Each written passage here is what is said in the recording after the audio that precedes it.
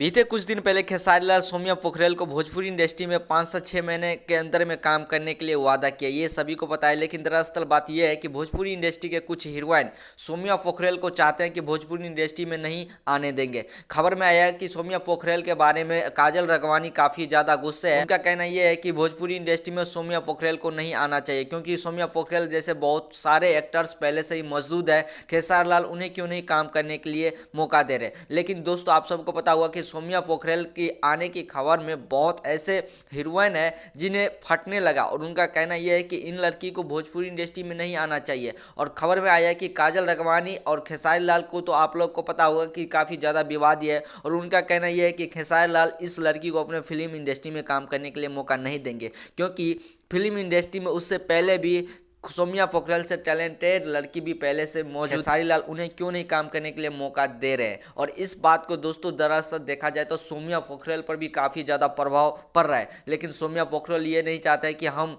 Bhojpuri industry में नहीं जाए, वो भी चाहता है कि हम भोजपुरी इंडस्ट्री में जाए और खेसारी लाल के फिल्म में काम करें। लेकिन आप सबका क्या ओपिनियन है कमेंट सेक्शन में ज़रूर बताना, और ऐसे वीडियो देखने के लिए हमारे इस चैनल को सब्सक्राइब जरूर करना।